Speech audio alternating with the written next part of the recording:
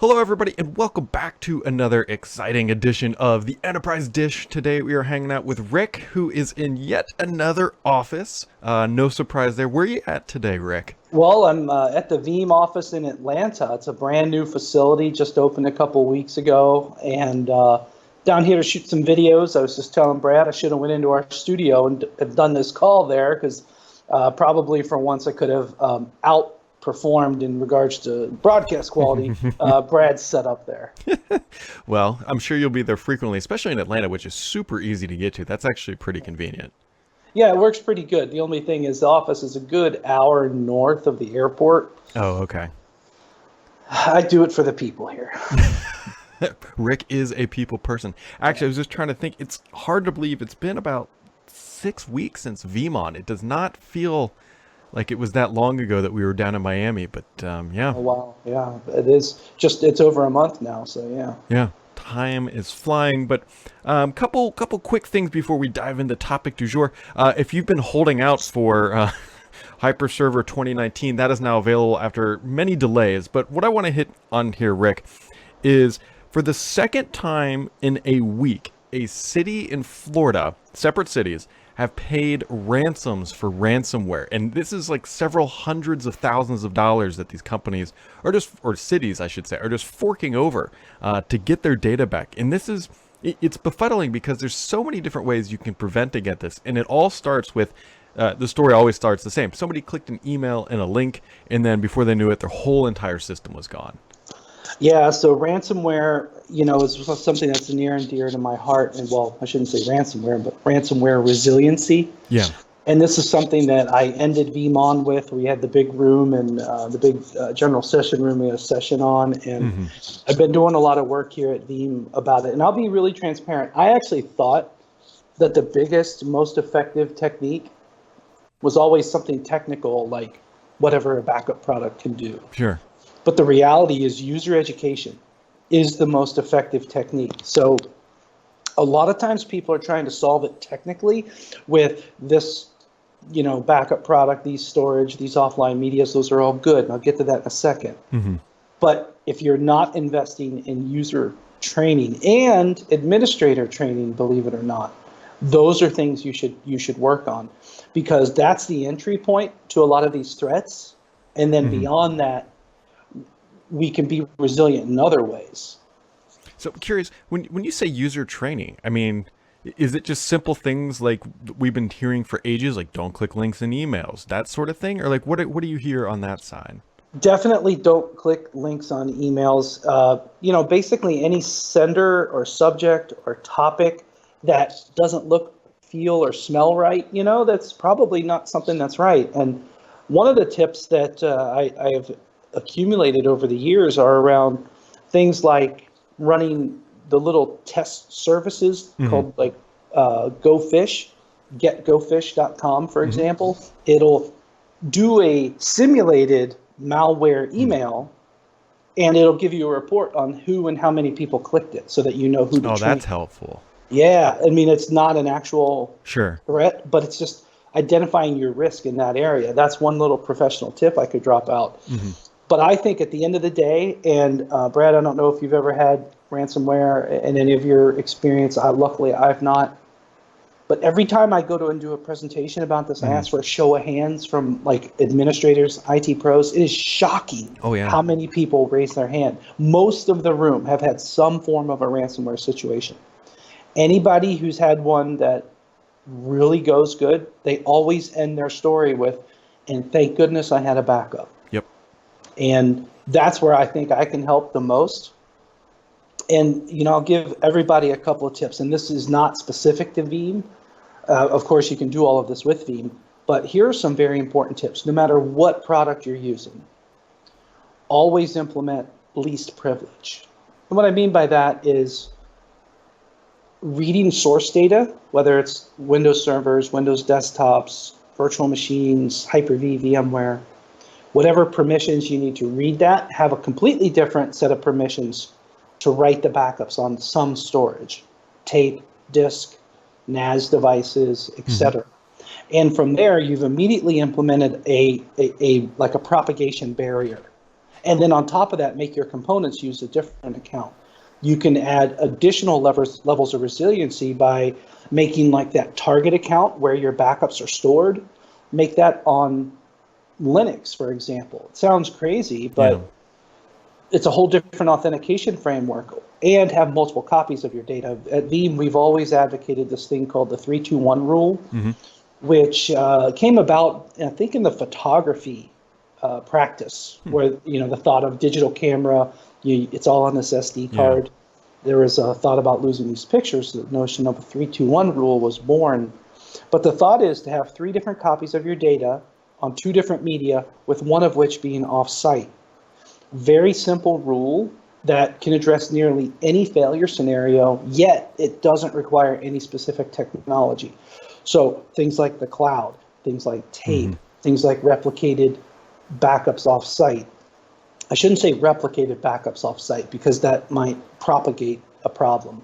But in Veeam, we have this term called a backup copy job, which will build restore points on a different storage system. And the beautiful thing about that is you can read backups taken on, say, a Windows file server and build an additional set of backups on a Linux file server. Oh, gotcha. Okay. Probably the best tip I heard, just came out this week, is the thought about tape.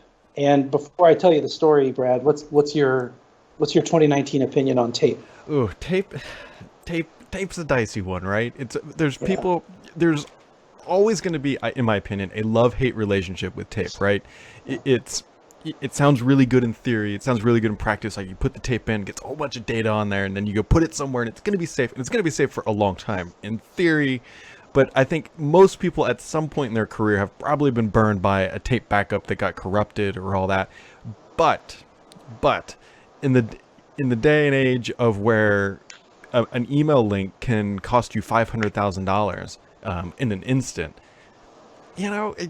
I would take the risk of a tape going bad rather than an employee clicking a link and killing the company. So I don't want to say go out and buy new tapes and all that stuff, but its need in this ransomware world is crazy, because if you think about it, Rick, viruses used to just be a thing we dealt with, and it was basically people sitting in their basement or wherever just having fun, be like, I can go wreck some stuff and all that. And now they've turned it into a business, and now there's real motivation behind corrupting all your data. There's like financial incentive, which we've never really seen before. And so it's not going to get better anytime soon. And every time there's a new exploit out there, you just know that there's somebody crafting links or whatever to figure out how to just destroy your environment. And so in that regard, I'm all in on tape, because you need you have to have something that you can just basically take your laptop, throw it in a dumpster, get a new laptop, and start, relatively fresh again. You have to be able to do that in a quick amount of time. Otherwise, you're paying out big money. So your perception of tape is actually very similar to mine. I like to say that everyone has a story of how tape has let them down. But the acquisition cost, the portability, and the ability to be offline of tape is actually a very strong set of technical characteristics. Additionally, tape's actually very resilient. I've seen examples where I think it was HPE or something. They kind of unwound an LTO tape. Took scissors, cut a big chunk out of it, put tape right off your desk, taped it back together, and then put it back in there, and it had all the data. So the parity inside of the tape is actually really strong. Anyways, all of that being said, I heard a tip that I thought was brilliant, because when you first went on the path, you said, keep tape backups for a very long time. That's actually how I grew up doing tape. But I heard a tip that actually really changed my whole perception. And this organization basically takes their backups, and the first backup goes to general purpose high-speed disk. That's great, because you're going to have high-speed recovery. But what they also do is they take just the first 7 days, the most recent 7 days, that goes on tape. Because if you had a ransomware situation, you're going to want to restore the most recent backup. So by putting the most recent backups only on disk, you're limiting, or on tape, you're limiting the amount of tape environment you support and retain, but you also get that offline characteristic. And then this organization had the long depth of their retention on a deduplication appliance. So I thought that was a a brilliant way to kind of Yep. balance it. And you could look at VTLs that are backed in the cloud as well as a candidate for some of this type of stuff. But pure removable tape is the single most offline specimen that is likely most resilient. But a couple other tips I can drop out. I don't know. Do you want more tips on this type of stuff? I think if anybody's listening to this at this point in the conversation, I think the more tips, the better. Yeah, cool. So a lot of times people put their backups on general purpose storage, usually like the old SAN. I don't know if you've ever seen an organization, maybe they had like this large enterprise class, but it was rotational storage, but now they went all flash for the data center, right? But they got the rotational SAN that's holding backups now. And usually those types of storage systems support storage snapshots. So a great tip here is whatever the volume is that holds your backups, schedule like a once a week or a once a day storage snapshot and hold it for a little bit of time. Yep. So having a storage snapshot of your backup repository is a good little tip. Another tip is around the cloud. And this is one that is an emerging area. I'll be completely transparent. But if you think about, if you have general purpose disk backups, and when I say general purpose disk, those are, in VEEAM talk, we can put backups on NTFS, ReFS file systems, as well as some of the Linux file systems. Yep. But I can take those backups and I can put them in a number of different cloud locations. Azure Blob Storage, I can put those in S3, I can put those in IBM Cloud. And the one practical tip, this is a little bit specific to VEEAM, is just make sure that number of, what do we call it? Operational restore window. Usually the way VEEAM looks at it is we have this long backup chain that might be months or years. And if it's older than, say, a week, we want to put it all in the cloud. My practical tip here is just drop that to 0, and it'll very aggressively put it up into the cloud. And then the second tip on that is also think about service providers. Now, everybody, when you say cloud, you think Azure, Amazon, IBM, Google, Oracle, etc.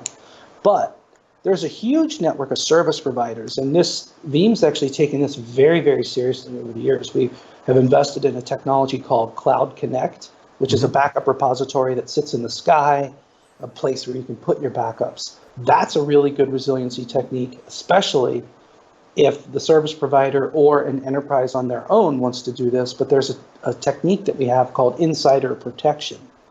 Now, this is really, really cool in that when we write a backup up there with insider protection enabled, there's a second copy kept completely out of band. So if you had a rogue administrator, go delete everything. If you had ransomware, go delete everything. There's this out of band, completely administrative realm, different copy of the backup data. And then the other tip, those are a couple tips for like data centers and servers. Different credentials by far is the single most effective technique besides user training, different file system, multiple copies of the data. Those are a few things. And I guess what do you think about that before I go into like PC laptop type tips? Well, the one thing that keeps popping into my mind, it's tangibly related. So in a prior life, I used to do a bunch of IT compliance audits, and they were generally like small to mid-sized credit unions, just kind of around the area, anywhere from basically Illinois over through basically Virginia, and doing a whole bunch of stuff. And at the end of every audit, you would do a presentation on like a small 10-minute presentation on findings and compliance things, and I always had a slide in there that was told to me by the managing partner of the company, and his words of advice were, you don't get to pick when you have a bad day, and so you got to be prepared, right? That was always it. You don't get to pick. And if you're not prepared, especially in the financial space, because your data is even more valuable because it's likely PPI compliant or PII, and all that good stuff. And so it's this threat of ransomware is getting more pervasive, and we know this. I was telling Rick right before this, I was looking at the traffic on Petri, like what articles are just doing well. I always do it roughly towards the end of the week. It's like, what's been doing? Ransomware stuff is continuing to trend very high, mostly because everyone's trying to figure out what little edge they can get for when that user clicks a link. And so it's just a very serious and important topic for anybody. You're right. And one of everybody, when you look at IT and you got your role models and stuff, my SQL Server role model is a guy by the name of Brent Ozar, and he's a SQL Server master, just SQL Server all the way. Yep. He tweeted the other day, "Test your backups, or they will test you." Yeah, that's right. And that's exactly where we need to be. So, I think that I'll tell you a story. This individual was not a Veeam customer, but I talked to an individual who became infected with ransomware in their business. And they actually decided to pay the ransom because their backup, and more specifically their restore process, was so long, cumbersome, and error prone that they had zero confidence in it, and it felt better to just pay the ransom. This is not where we should be in 2019, guys. So I really think that investing in your backup, and even like PCs and laptops. In fact, this computer I'm talking to you on now, I just did my ransomware session at VEEAM, and then more specifically, I just did a session this week on best practices for physical servers and endpoints. And when you think about the endpoints, I'm guilty of it. Everybody has something in my documents they care about. And we're in a situation, though, no matter what policies you have, mobile device management, remote access, all these different things, there's still data locally. I'm guilty of it, and I'm sure others are. So I actually back up this computer, and the joke is I really don't care if you steal it or lose it, and that was the joke at VEEAM. That's why I dunked it in the water, the other one, not this one, because I really am very confident in the backup of the endpoints. So much so that one of the techniques, and this is a tip that even for Veeam's free edition, so this is completely free, basically on this computer when I'm connected, I'm traveling right now, but I have a USB drive that sits on my desk and I do the backup. After it does the backup, this is brilliant. It ejects the media, so it's offline. Oh, yeah. So that if something happened while I'm working on this during the day, my backup is not connected to the system, so it can't be propagated. Now, the only tip that I have to bring it back online is I reboot and bring that back up so it'll reattach. But that's available in the free edition of Veeam Backup for Windows, or Veeam Agent for Windows. Sorry, it's got the name messed up. But the endpoints are important too, and I think you have to look at them both completely separate because they have different characteristics: endpoints, server, data center, etc. But the reality is this is not just a PC problem. Our tech support team deals with ransomware calls every day. Sure. And even things that go in and encrypt databases. There's some that are aware of Veeam backup file formats and encrypt and delete those. It's a real threat, and everything from education, prevention, and resiliency with backup, that kind of progression is where IT pros need to invest, I think, pretty significantly to be resilient today. Yeah, it's a serious threat, and I know everyone is always afraid of getting hacked, right? That's kind of a big one out there, right? Usernames and all that stuff sold or stolen, but the incredible threat of being out of business tomorrow is ransomware. Because if you come in and your whole system's locked up and you can't do anything, you're hosed. That is a bigger threat in my opinion than just the basic getting hacked and having your data stolen. It's so much worse than that. And then one other thing I'll think about is if you've gone through this journey and maybe you're not complete and you have a ransomware situation. Here's a practical tip that can help you in the moment. Yep.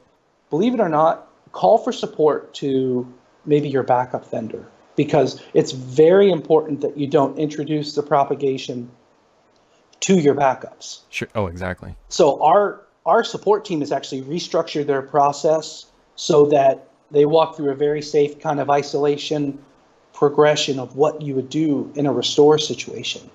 Little things like maybe just a file-only restore, right? You don't want to reintroduce the ransomware. Other situations include, Veeam has this new technique called secure restore, which is we'll do a whole image-based recovery, but we're going to do an antivirus scan aware of the latest threats before we do it, right? Gotcha. So call your support team for your backup product, and actually I'll go one step further. If your support offering for your backup product can't really help you isolate and go down a safe path for ransomware, you probably don't have the right backup product. Yeah. I do know that Veeam's restructured their support around this. So call for help, because you don't want to do this in an island. Yeah, I fully agree. And, if you're not having any issues today, that means it's time to act, because you're only one. I mean, look at the city of Florida. Like, nobody would probably go out of their way to attack potentially that city. But what they do is they just blanket attack everything they can get their hands on, and hopefully somebody clicks. So even if you're thinking, oh, I'm just we only do $3 million a year in revenue, they're not under it. Yeah, you are. Because you're not specifically targeted. You're just under that blanket of, oh, we've got an email address for your company. Let's see if we can get someone to click that link. Yeah, the risk is real. I don't know if I've had any of those come in, but I delete plenty of suspicious stuff, right? All the time. Yeah. All the time. On the little bit happier side and less serious side of life, Mr. Rick, you are in Atlanta. What is going on in your life as we wrap it up at the back of the book here? Anything happening, traveling? Well, we're hitting the summer barbecue season. Yeah, I got a new grill. There we go. Let's talk grilling. And that thing is amazing. I made my first, I guess, large project was last week. I did some chicken wings. I love chicken wings on the grill. And, of course, like burgers and steaks. And I did like fajita steak, the air chair, the real thin stuff. So it's like really good, high technical stuff. I really like that grill. But no, a little bit of travel. Well, I have this trip today. This is a one-day trip. But I've been home for 4 weeks. That's very rare. So I had 4 weeks straight gone between Amsterdam, VEEAM, Miami, Chicago, the Amazon Summit, and then Sweden and Czech Republic, and then home for 4 weeks, and then a little one-day to Atlanta. And then after the 4th of July, I head over to Spain, and then Dallas, and then vacation, and then San Diego. So I got 4 in a row in July. So July is going to be a little rough. Yeah, that's a little out there. I'm on the hunt for the perfect technique. So I like to grill, as many people do. For some reason, somebody got me infatuated with putting Parmesan on a corn cob. I don't know, so you grill corn on the cob, and just like normal, and then you put just not like powdered Parmesan, but like shaved Parmesan. If you can get it right, it's fantastic. The problem is it's really hard to do, and I haven't figured out the proper technique yet. So if anybody figures this out, let me know. But the best thing I've figured out so far is you shave it really, really thin, and then right before you take it off the grill, you just lay it on top like a blanket, and it kind of just melts down.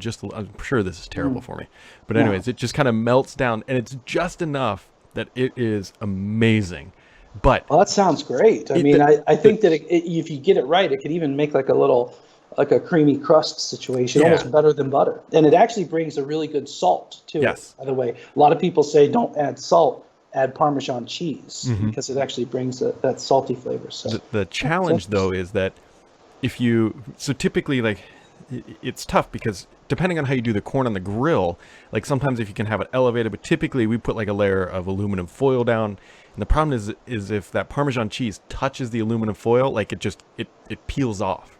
So it is a fine work of art on the timing of when to apply the Parmesan to get it just right, so where you don't burn it and ruin the corn, to where it doesn't stick on the aluminum, to where it's perfect. And I'm refining the technique as we go along each summer. So here's an idea for the grill, just popped to me. It'd be a lot of work, but if you really like it, is those chicken rotisserie roasters? You could maybe do that, so it doesn't touch anything. Yeah. And especially if you have a really hot, like an infrared burner, you could instantly crust it up. I don't know. Yeah. I'll have to. Great. I've got something to do this weekend. Thanks. Yeah, it's a friend in the neighborhood got me on it because he was struggling with. He's like, you know how to do this? I'm like, no, I don't. But then I tried just a little bit. I'm like, oh man, like that with like a nice piece of chicken or a burger or what? It's perfect summer corn. Even if you mess it up, it's still amazing. Even if you mess it up, basically all I end up doing is just shave the corn off and just kind of like make a little medley of Parmesan cheese and corn, and it's fantastic. It is fantastic. Amazing. Cool. Great, Rick. Well, we very much appreciate you taking time out of your busy Atlanta and travel morning to talk ransomware, the serious things that are going on and how people can be prepared. We'll drop some links down below, everybody, for more information on how to either get in contact with Rick, learn more about ransomware and all the protections out there. To everybody else tuning in, thanks for hanging out, and we'll catch you right back here next time.